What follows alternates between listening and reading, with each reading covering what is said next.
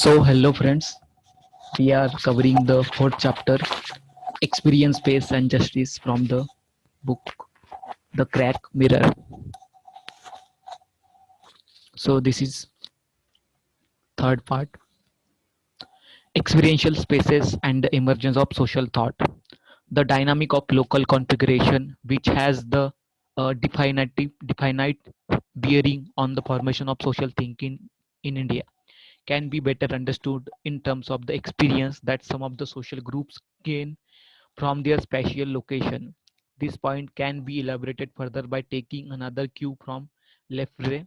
For Lefebvre and of course Foucault, experiential space is culturalized phenomena and not merely the geography or an empty socially neutral space. It is thus primarily about controlling people in finite, enclosed and divided sites. It is this conception of space that has epistemological implication for the emergence of social thought in early 20th century in India.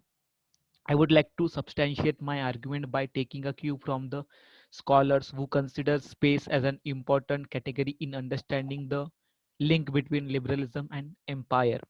Both Uday Mehta and Shankar Bhaskaran, for example, do provide necessary clue in understanding the link between territory and the liberal thought developed around the phenomena of empire. I am going to argue that spaces on their own do not offer epistemological condition leading to the development of thought. In fact, spaces become available for creating epistemological promise only on the condition that they are aided by some element of experience. As a particular thought acquire a specific nature and occur in a sequence depending on the differential experiences embedded in various spaces. For example, the spatial location of non-Brahmin thinker like Jyotirao Phule and Ambedkar from Maharashtra and Periyar Ramaswamy Naikar from South would produce an experience of caste-based discrimination that in turn would prioritize social thought over political. Thus, experience introduces into the spaces. Dynamic spaces or dynamism of spaces brings into question the relationship between old and new concept. This tension between the old and the new suggests that old spaces normally put up stubborn resistance to the new concepts. The dynamic nature of space therefore suggests the normative limits of the static spaces, and it also offers the theoretical promise to develop a new vocabulary of emancipation.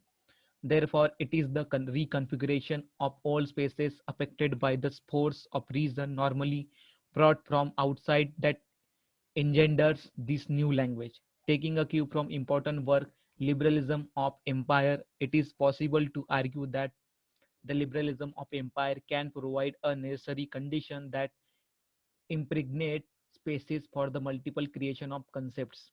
Ambedkar himself is conceived regarding the intervention of liberalism that seeks to demobilize the Dalit masses from the truth that is given by tradition.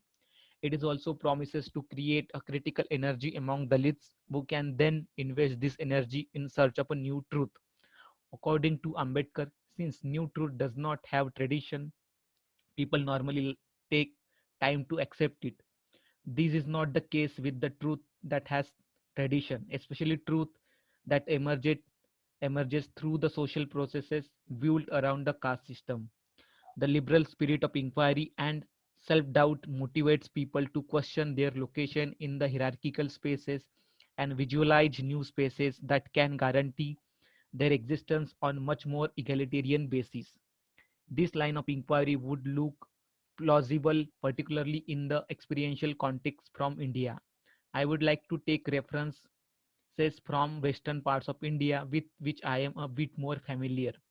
While developing my argument, I would also particularly like to draw some reference from the world of Uday Mehta and Raman Shankaran. Both of them, in my opinion, do provide the necessary clue to understanding the link between territory and the liberal thought develop around the phenomena of empire. This chapter, while drawing on the scholar and on Lefebvre works, argue that idea and concept do not acquire silence on their own.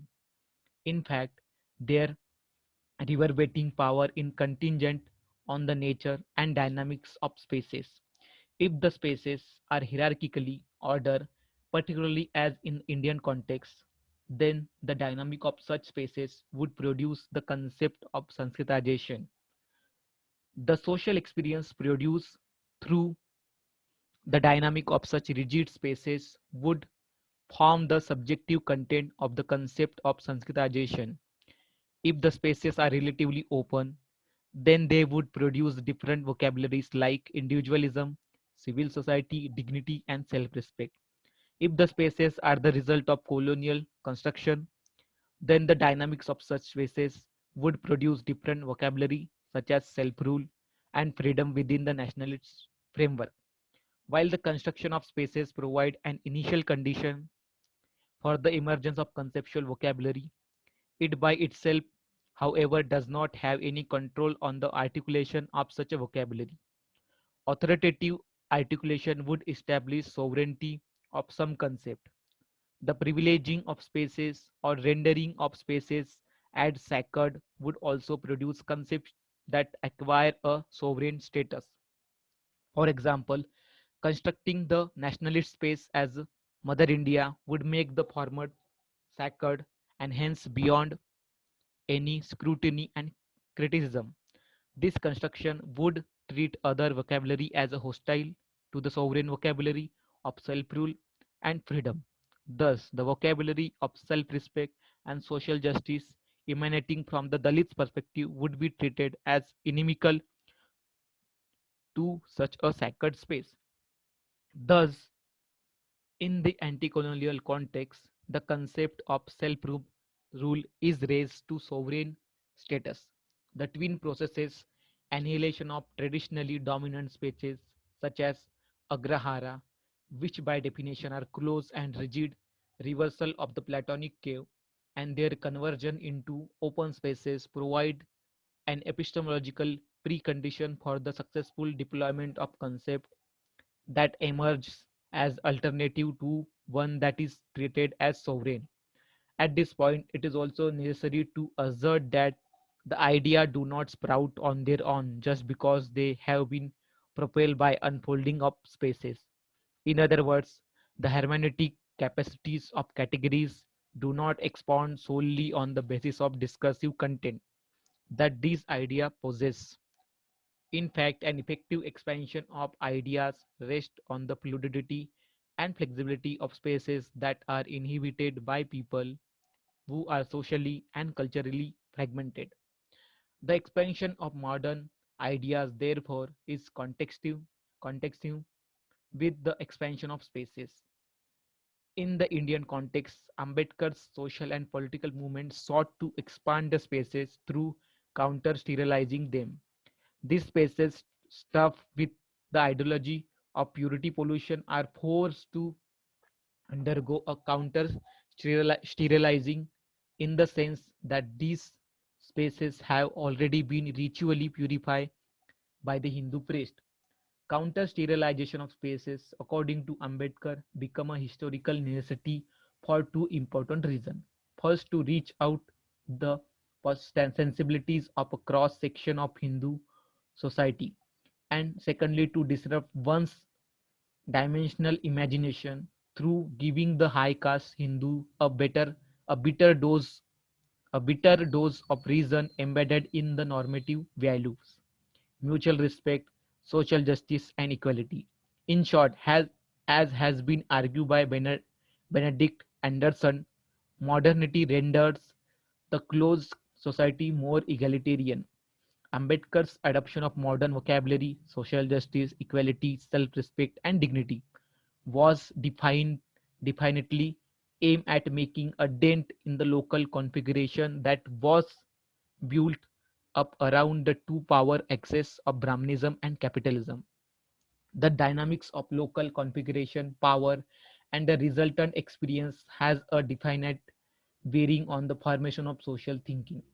This can be better understood in terms of the category of experiential spaces as suggested by Lefebvre.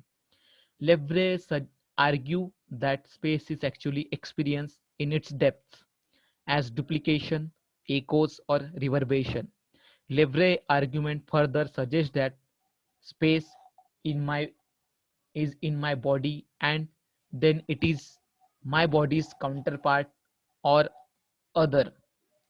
It's my prior, it's my mirror image or shadow is relevant for understanding the shadow of an untouchable's body, as we shall see in greater detail, particularly in regard to the society and social disabilities of 18th century Pune in Maharashtra. The untouchable's body as space double up as both corporeal substance and its shadow. The untouchable's body and its shadow work in tandem to produce a humiliating experience for the former. During the Peshwa rule, even the shadow of untouchable was considered polluting.